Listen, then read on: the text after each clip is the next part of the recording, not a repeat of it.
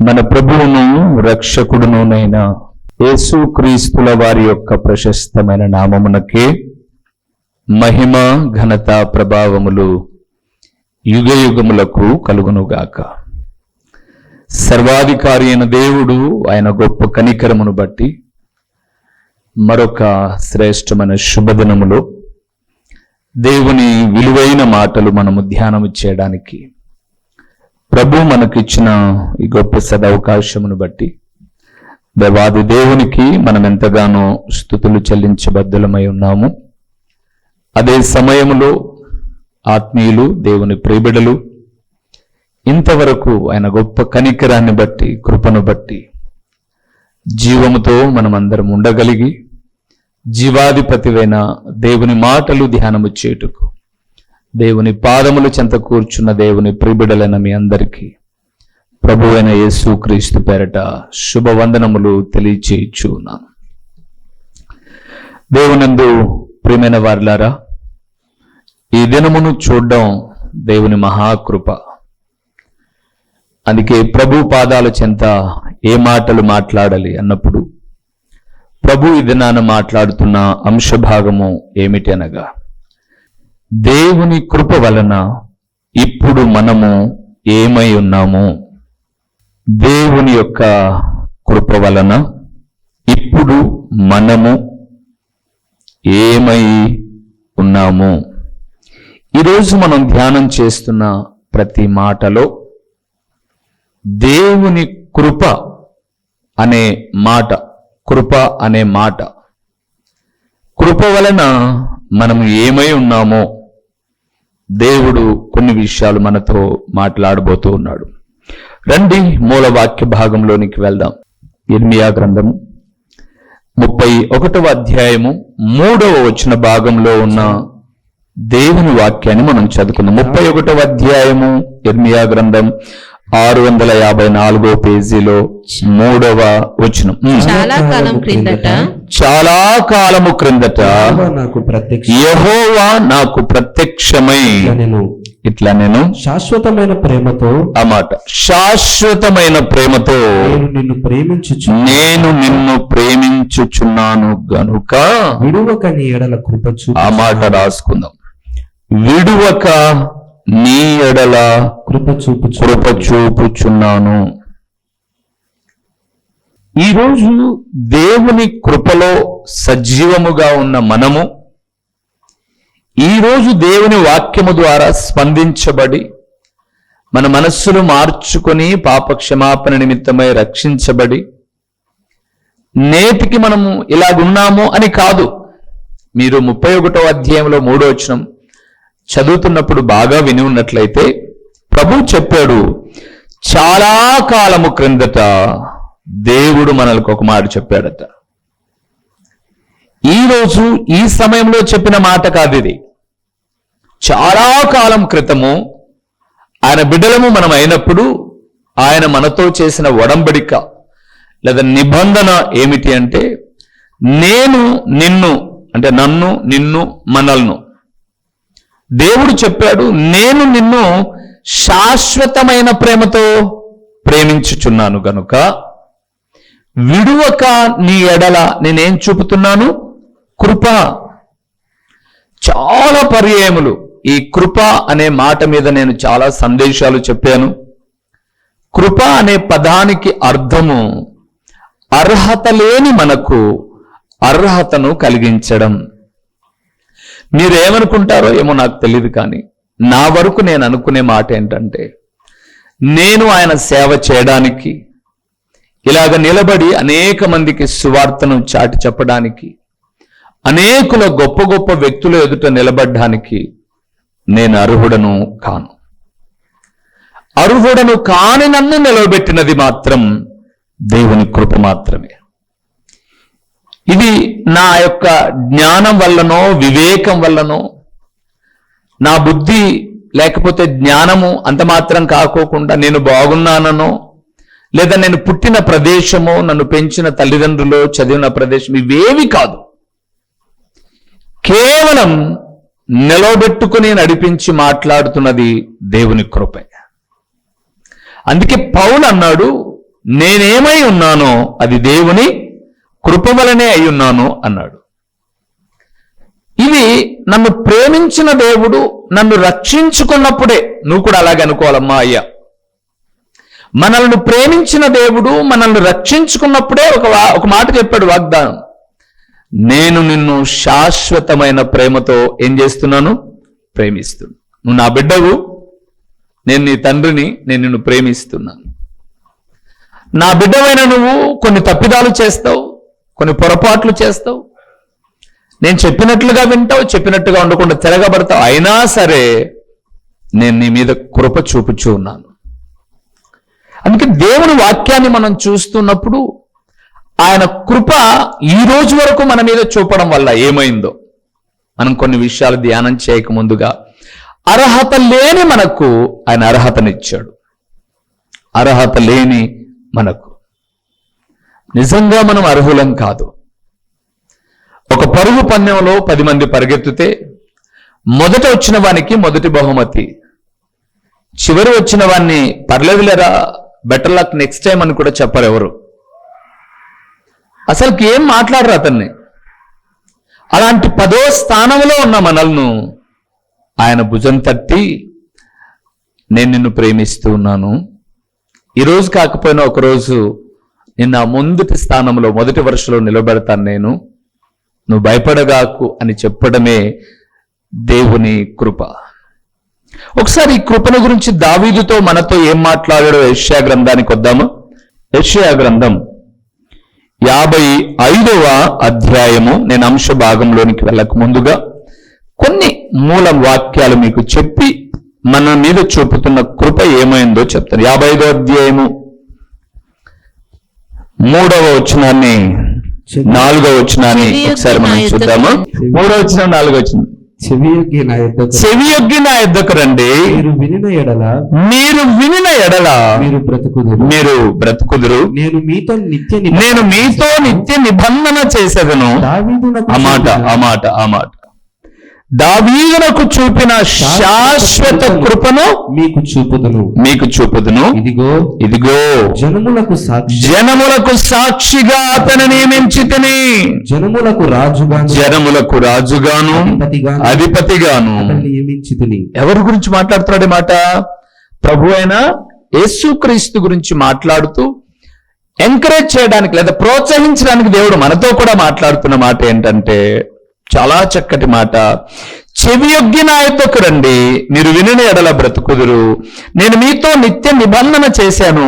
ఏమని అనంటే దావీదునకు చూపిన శాశ్వత కృపను నేను మీకు కూడా చూపుతున్నాను.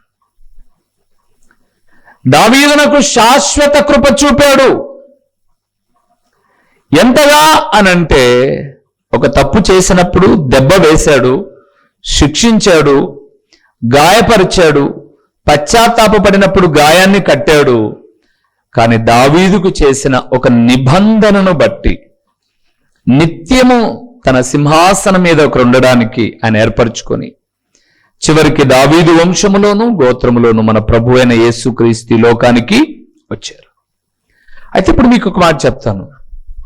ఇంతవరకు మనం ఇలాగున్నాం కదా, ఈ రోజు వరకు ఆయన మన ఎడల విడువక కృప చూపింది ఎందుకు? మనం భక్తి కలిగిన వాళ్ళమని, శక్తి కలిగిన వాళ్ళమని, అందచందములు, ఆస్తి, ఐశ్వర్యములు ఉన్నాయని కాదు. ఆయన ఎవరి ఎడల కృప చూపుతాడో ఆ మాట చెప్పి ఆయన కృప చూపటం వల్ల ఏమేం కలుగుతాయో కొన్ని విషయాలు మనం ధ్యానం చేద్దాం. రండి, రోమీయులకు రాసిన పత్రిక 10వ అధ్యాయము. రోమీయులకు రాసిన పత్రిక 10వ అధ్యాయము 12వ వచనాన్ని చూద్దాం. 10-12 వచనాన్ని ఒకసారి మనం చూస్తే ఆయన ఎవరికి కృప చూపుతాడో 140వ పేజీలో మనం చూద్దాం. 140వ పేజీలో 10వ అధ్యాయం 12వ వచనం. యూదుడని గ్రీసు దేశస్థుడని భేదము లేదు, ఒక్క ప్రభువే అందరికీ ప్రభు అయి ఉండి ప్రార్థన చేయువారు. ఆ మాట తనకు ప్రార్థన చేయువారు అందరి ఎడల కృప చూపుటకు ఐశ్వర్యవంతుడై ఉన్నాడు. దేవుని బిడ్డలారా, దేవుని కృపకు మనం పాత్రులం కావాలి అంటే, ఆ కృప ద్వారా రానున్న దినాల్లో కూడా మనం దీవించబడాలి అని అంటే, ఆ కృప ద్వారా రానున్న దినాల్లో ఇందాక చెప్పాను కదండి, 10వ స్థానంలో ఉన్న మనము మొదటి స్థానంలోనికి రావాలి అనంటే ఆయన కృప చూపే దేవుడే. ఆ కృపకు నువ్వు పాత్రుడవు కావాలంటే నువ్వేం చేయాలి? ప్రార్థన చదవండి. ఏమని రాయబడింది అక్కడ? తనకు ప్రార్థన చేయువారి అందరి ఎడల కృప చూపుటకు ఐశ్వర్యవంతుడు. అంటే ఆయన కృపను రాబోయే దినాల్లో కూడా పొందుకోవాలి అనంటే, అర్హత లేని నీ జీవితము ఆశీర్వాదకరంగా ఉండాలి అనంటే, నా ప్రభువు చెబుతున్న మాట, నీవు ఆయనకు ఏం చేయాలి? ప్రార్థన చేయాలి. ఈరోజు అన్ని చేస్తున్నారు మీరు, ప్రార్థన తప్ప. అన్ని విషయాల్లో చాలా ఆసక్తిగా ఉన్నారు మీరు. మీ ఇంటి విషయాల్లో, ఒంటి విషయాల్లో, పిల్లల విషయాల్లో, భర్త విషయంలో, భార్య విషయంలో, కుటుంబ విషయంలో అన్నిట్లో బాగానే ఉన్నారు. కానీ ప్రార్థన ఒక్కటి గుర్తుపెట్టుకోనండి ప్రియులారా, ఈ రోజు వరకు ఆయన కృప మన ఎడల ఏమైందో చెప్తాను. నువ్వు అప్పుడప్పుడు ప్రార్థన చేసినందుకే ఆయన కృప ఇంతైతే, ఎప్పుడు ప్రార్థన చేస్తే ఏమవుతుందో కూడా వివరిస్తాను. సో ఇక మన వాక్య భాగంలోనికి వెళ్దాం. దేవుని కృప వలన ఇప్పుడు మనం ఏమై ఉన్నాము అని అంటే, మొదటి విషయానికి వద్దాం. యోబు గ్రంథం 10వ అధ్యాయము, యోబు గ్రంథము 10వ అధ్యాయము 12వ వచనములో 427వ పేజీలో యోబు గ్రంథము 10వ అధ్యాయము 12వ వచనాన్ని చూద్దాం. జీవమును అనుగ్రహించి నా ఎడల కృప చూపితివి, నీ సంరక్షణ చేత నా ఆత్మను కాపాడితివి. చాలు. మొదటిది ప్రియులారా, దేవుని కృప వలన జీవమునిచ్చి అన్నాడు కదండి. దాన్ని మీరు ఇలాగ రాసుకోండి, తప్పేం కాదు. ఈ రోజు వరకు మనము బ్రతికి సజీవుల లెక్కలో ఉండి, అంటే మనము పాతాళానికి వెళ్ళకోకుండా సజీవుల లెక్కలో బ్రతికి ఉన్నామో అనంటే అది దేవుని యొక్క కృప. యోబు అంటాడు 10వ అధ్యాయములో మొదటి వచనములో, నా బ్రతుకు నాకు విసుగు పుట్టింది అన్నాడు. బ్రతుకేం పుట్టిందంట? విసుగు. అప్పుడప్పుడు మన జీవితాల్లో కొన్ని బాధలు గుండా వెళ్తున్నప్పుడు, భర్త సహకారం సరిగా లేనప్పుడు, పిల్లలు మాట విననప్పుడు, ఒకవేళ గృహిణిగా భార్య సరైనటువంటి మాట విననప్పుడు విసుక్కుంటారు చాలామంది. ఏం బాగులే అన్నా, బ్రతక్క చావకున్నాను. విసుగు. యోబుకు అంత విసుగు ఎందుకు వచ్చింది? తన పరిస్థితి మనకు తెలుసు. ఆయన చాలా ఆస్తిపరుడు ఊజు దేశములో, కానీ ఈరోజు ఆస్తిపరుడు కాదు. చేతి నిండుతా ధనము, ఇంటి నిండుతా పనివాళ్ళు, ఆయన ముఖ దర్శనాన్ని చూసుకొని సంతోషించేవాళ్ళు. ఇలాగ ఆనందకరమైన తన జీవితంలో అపవాది చొరబడి విషాదాలను తీసుకొచ్చాడు. ఈరోజు తను ఉన్న పరిస్థితి నిజంగా విసుక్కునే పరిస్థితి, ఏం బ్రతుకులేని. కానీ విసుక్కున్నాను అన్నాడు. కానీ 12వ వచనంలో ఆ మాట మీరు చూశారో లేదో, జీవమును అనుగ్రహించి నా ఎడలను ఏం చేసావు? విసుకుంటే విసుకున్నానులే ప్రభువా. శరీరం అనారోగ్యం చేత ఉంది, స్నేహితులు వచ్చి ఒక్కొక్క మాట చెప్తున్నారు. నేను బ్రతికి ఉన్నాను నీ కృపను బట్టి. నా ఆత్మ పాతాళంలోనికి వెళ్ళలా, నేను ఇంకా బ్రతికి ఉన్నాను. అవును ప్రియులారా, ఒకసారి మీరు ఆలోచన చేయండి. 2025వ సంవత్సరం జనవరి ప్రారంభంలో మీ ఇంటికి వచ్చి మీ బంధువులు, రక్త సంబంధికులు ఎవరు హ్యాపీ న్యూ ఇయర్ అని చెప్పకపోయినా వారు ఎక్కడో ఒక చోట బ్రతికి ఉండేవాళ్ళు, ఏదో ఒక ఇంట్లో. వాళ్ళు ముసలోళ్ళ పడుసోళ్ళ అనేది తర్వాత విషయం. బ్రతికున్నారు జనవరి 1కి. 25వ సంవత్సరం మాట చెప్తున్నాను నేను. కానీ ఈరోజు ఈ వాక్యాన్ని మనం ధ్యానం చేసే సమయానికి 1వ తేదీ బ్రతికున్న వాళ్ళు, ఆ రోజు జీవముతో ఉన్న వాళ్ళు ఈరోజు చాలా మంది, మనకు తెలియని వాళ్ళు కాదు, మనకు తెలిసిన వాళ్ళే చాలా మంది ఈరోజు ఎలాగలేరు, జీవముతో లేరు. కానీ మనం బ్రతికున్నాం. ఎన్నో మరణ వార్తలు విన్నాం, ఎన్నో యాక్సిడెంట్ వార్తలు విన్నాం, ఎన్నో హత్యల గురించి విన్నాం, కానీ మనం బ్రతికి ఉన్నాం. అందుకే దేవుని కృప వలన విడువక చూపుతున్న ఆయన కృప మనలను బ్రతికించింది. కృపను దూరం చేసుకుంటే ఏమవుతుందో చెప్పమంటారా? సమూయేలు 2వ గ్రంథం 7వ అధ్యాయము 15వ వచనం. నిన్ను స్థాపించుటకై నేను కొట్టివేసిన సౌలునకు నా కృప దూరమైనట్టు అతనికి నా కృప దూరము చేయను. దేవుని ప్రేమైన వారలారా, దేవుని కృప మన మీద లేకపోతే, అందుకే మీరు బైబిల్ గ్రంథంలో మొదటి రాజు అయినటువంటి సౌలును గురించి ధ్యానం చేసేటప్పుడు, సౌలు ఇశ్రాయేలీలలో చాలా అందగాడు, చాలా సొగసైన వాడు. మీరు 11వ అధ్యాయం 1వ సమయంలో చూస్తే అందరి భుజముల కన్నా ఎత్తుగలిగిన వాడు, చాలా చక్కగా ఉన్నవాడు. రెండవది, తను రాజు కాకముందు చాలా తగ్గింపు కలిగిన వాడు, చాలా తగ్గింపు కలిగిన వాడు. మీరు చూడండి కావాలంటే, తన తండ్రి యొక్క, అంటే తన ఇంటి గాడిదలు తప్పిపోతే వాటిని వెతకడానికి వెళ్ళాడు. దేవుడు కలుసుకున్నాడు సమూయేలు ద్వారా, అభిషేకం పొందాడు. కొంతమంది విరోధంగా తిరగబడ్డారే, వాడేంద్ర వాటిలో బెన్నామీన్ అనబడేటటువంటిది చాలా చిన్న కడపటి గోత్రం, దాంట్లో మనం చేరడం ఏంది, అవసరం లేదు అని అనుకున్నప్పుడు సౌలు యొక్క వైరాగ్యం ఎంతదో తెలుసా? ఆయన అంటాడు, సౌలుతోనూ సమూయేలుతోనూ చేరనివాడు తుత్తునియలుగా చేయబడతాడు. ఎంత గొప్ప త్యాగం ఉన్నప్పుడు. అలాంటి సౌలు రాజు కాగానే కొంతకాలం పరిపాలన సాగగానే, మీరు సమూయేలు దగ్గర రాకపోతే తుత్తునియలు చేస్తా అన్న సౌలు తన జీవిత కాలంలో సమూయేలు దగ్గరికి పోలా. ఎందుకు పోలేదు అని అంటే, ఆయన గద్దించాడు. ఏంటో నువ్వు చేసేది? దేవుడు చెప్పింది నువ్వు చేసేదేంటి? దేవుడు చెప్పింది చేస్తే సంతోషపడతాడు, కానీ నువ్వు బలు అర్పిస్తే సంతోషపడడే ఆయన అని 1 సమూయేలు 15వ అధ్యాయం 22 నుంచి మనం చూసుకుంటూ వస్తాం. ఇలాంటి సౌలు సమూయేలు ఎప్పుడైనా గుర్తుపెట్టుకోండి ప్రియులారా, సాతానుడు నిన్ను దేవుని కృపకు దూరం చేయాలనుకున్నప్పుడు చాలా పర్యాలు చెప్పాను. మొదటిగా సంఘానికి దూరం చేస్తాడు, రెండవది సేవకునికి దూరం చేస్తాడు.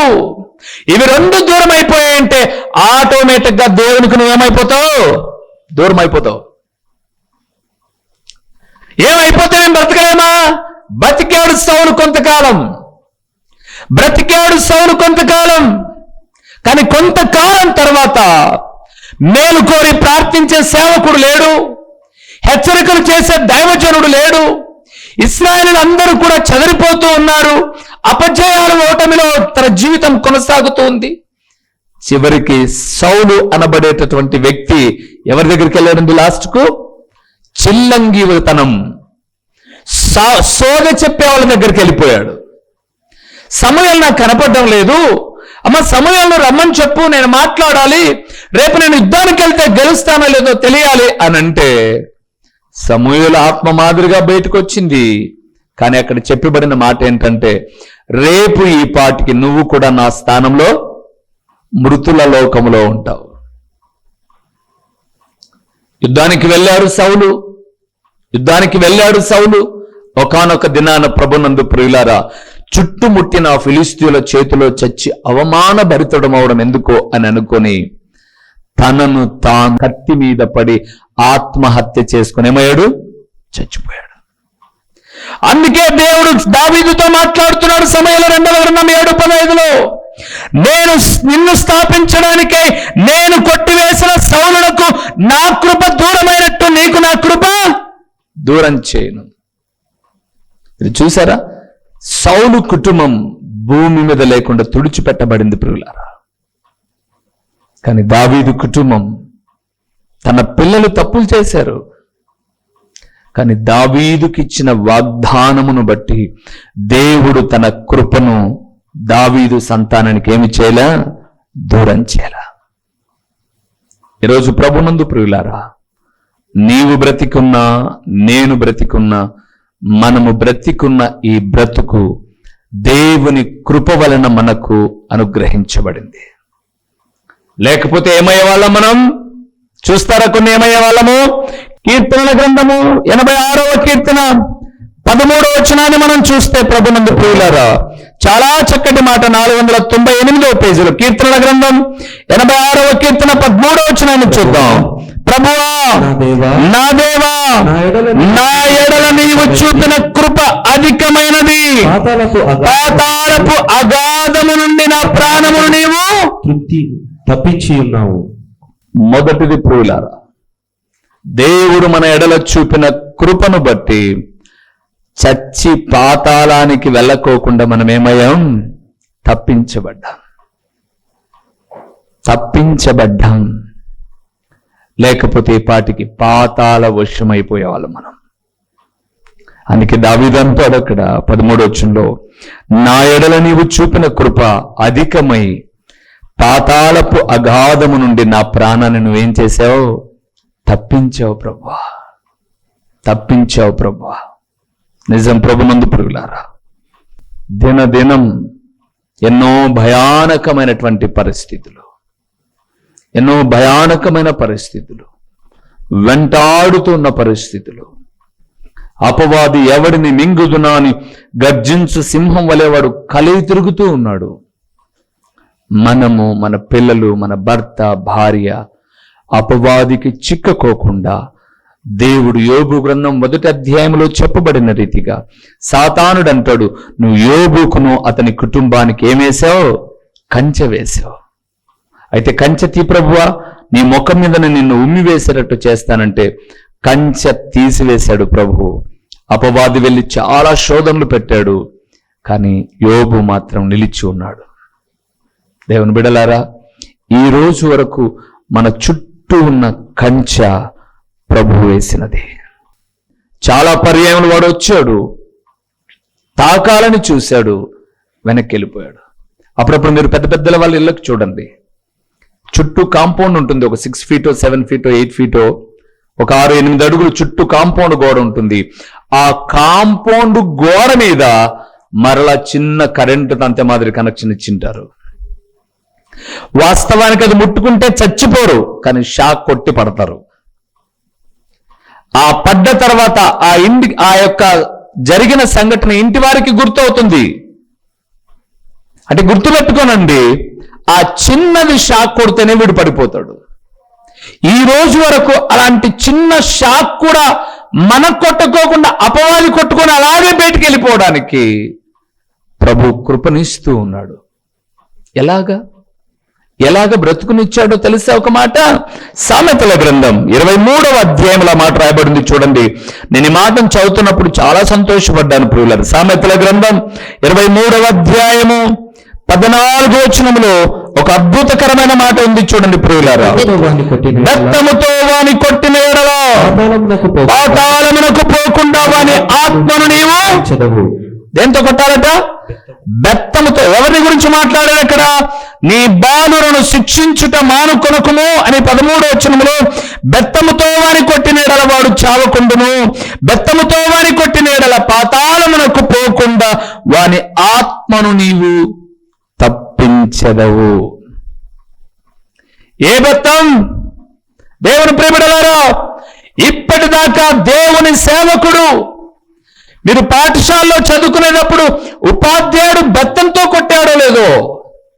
పూర్వ దినాల్లో మేము పల్లెలో చదువుకుంటున్నప్పుడు నాకు బాగా గుర్తు ప్రియులారా, మాకు ఒక బ్రాహ్మణ అయ్యవారు ఉండేవారు, చాలా మంచి జ్ఞానవంతుడు ఆయన. అప్పుడప్పుడు నేను మ్యాథ్స్ కొంత ఇంట్లో చెప్తుంటే మా భార్య వాళ్ళ నాన్న మ్యాథ్స్ టీచరు.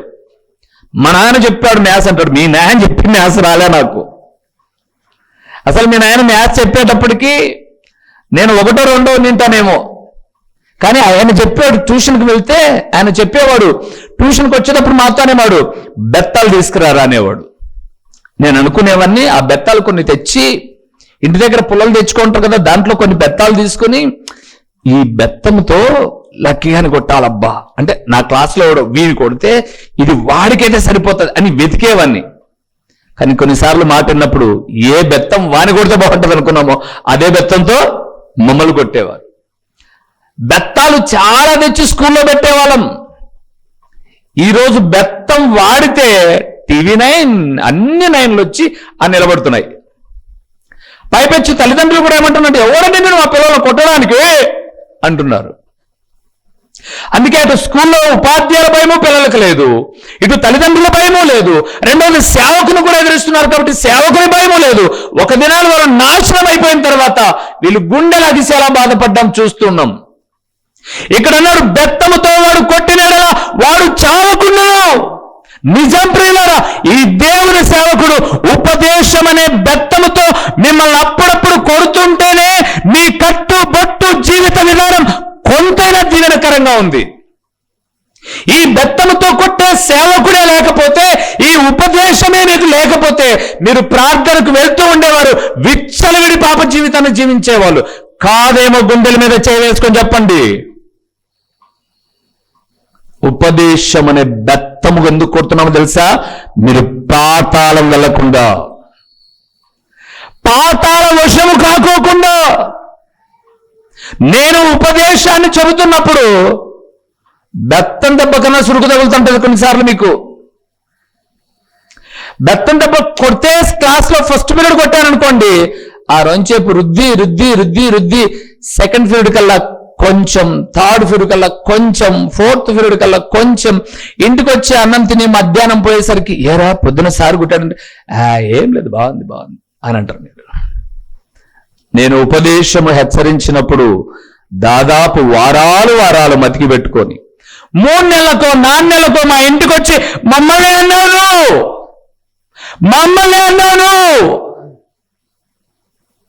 మిమ్మల్ని అన్నాను కాబట్టే మీరు పాతాళానికి వెళ్ళకోకుండా ఈ రోజుకు బ్రతికున్నారు ప్రియులారా. ఆ సరైన బోధే మీకు లేకపోతే మీ ఇష్టానుసారంగా మీ కుటుంబాలు పతనావస్థకు వెళ్ళేవి. ఉపదేశం అనే బెత్తం మీరు పాతాళం పోకోకుండా ఈ రోజుకు బ్రతికుండడానికి ఉపయోగపడుతుంది. ఉపదేశం అనే బెత్తం. అందుకే జ్ఞాపకం చేస్తున్నాను, మనం బ్రతికున్నది ఉపదేశము వలన, ఆయన కృప వలన నేటికి మనం ఏమై ఉన్నాము? జీవిస్తూ ఉన్నాం.